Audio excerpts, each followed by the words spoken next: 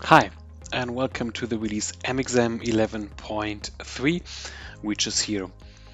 So yeah, let's have a look at the exciting highlights and additions that we are shipping with this release.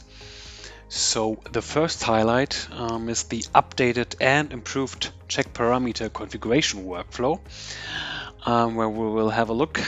So in the project guidelines view, MXAM 11.3 enables you to directly edit parameters in your guideline document tied to the project. So yeah, what you will notice here, these lists and table of parameter values is new on the project guidelines list, and when browsing through we already see that here is one parameter which is about the allowed nesting depth, so more or less an architecture related guideline, which is edited here to 4, which is clearly indicated here that this is edited. And with the new customization tab, this becomes really clear and transparent for the user on which hierarchy level this was changed here. So for instance, this is here on the project, which is the default project coming with every release. Good, let's see some examples. So for instance, also, when you are going through these guidelines step by step and maybe want to customize them, then you now can do it directly here on the project guidelines tab. So for instance, let's do one for the forbidden blocks. So I think this is one parameter that is customized very often. So really forbid specific blocks in your model depending on the project. So we can double click here and go directly to the edit pop-up here. So let's assume you also want to exclude scopes, which may be a good idea to not have them in functional models. So we can edit this here, and again the indication of the change from the default is reflected here by the boldness, and in the customization tab again you see that this is changed on the project level. So and this can be done for every guideline which is here on the project. So let's take another example. Here we have a guideline with 2 variants, and let's assume you really would like to not go with the A1 variant but want to be compliant to the A2 variant. Edit this here, and again you see the project level or the hierarchy level and the value which is edited here. But not only has the check parameters or the list here been updated, but also the known parameter with it, which allows you to browse to all available parameters from the whole MXAM library. And this has been updated. So let's have a look here.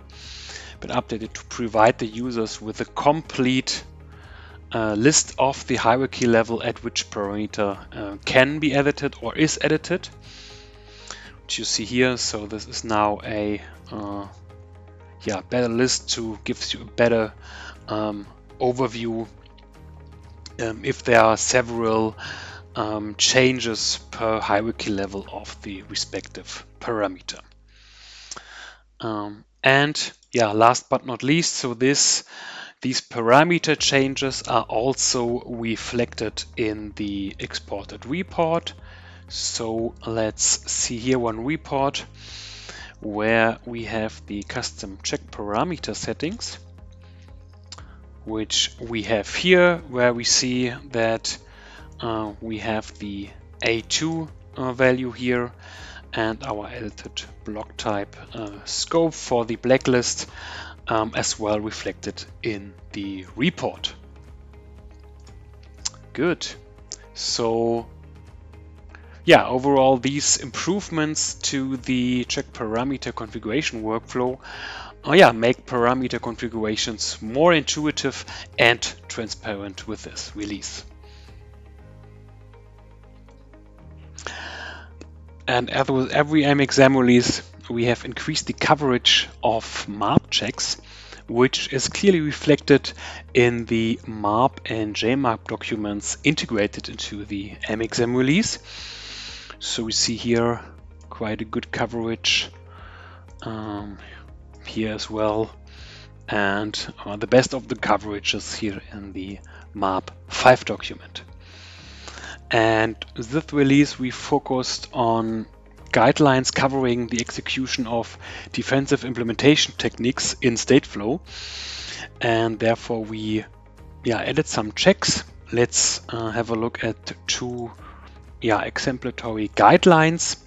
So one would be the JC0774 comments for through transitions that states that when you have a transition where is no processing and an unconditional transition, so to say an empty transition, then you should state a clarifying comment on the label.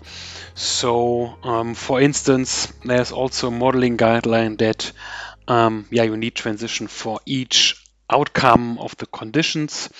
So may happen often that there is just an empty transition, and then to have a clarifying comment is the point of this guideline. And let's see how this looks in action. So I have a model here which I analyzed with this check, and there we can see the branching node start as a transition path that neither performs processing or contains comments, and we have a direct link here into the affected part. So we see we have here in transition where there is a processing, here the one where there's no processing. So, and in order to have here something, or to be compliant to this guideline, you can also say as well as in the example to say do nothing. Good. Yeah, we also added two MISRA checks, or covered two MISRA check covering MISRA SLSF 15 and 16. And one important part of these guidelines is that bus elements should be named and shall be uniquely named for readability and maintainability reasons. So in practice, maybe one model often has buses from different sensors that may carry data with the same meaning, but which should be distinguished by name. So let's look at one example here.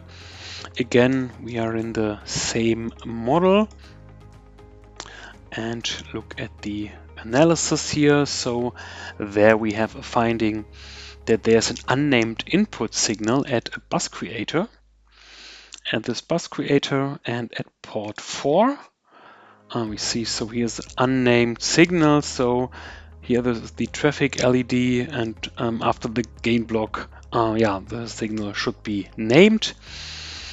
So this is empty here, and then we have another failed finding, which is the input signal name green.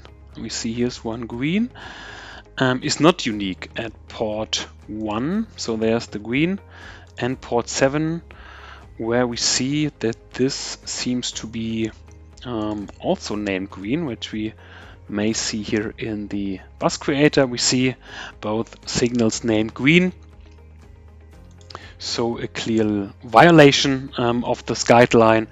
And then here it is clear, so also stated in the solution, so ensure that each input signal of the block has a unique name. Yeah, and yeah, these are some of our release highlights. So yeah, you should definitely give them a try.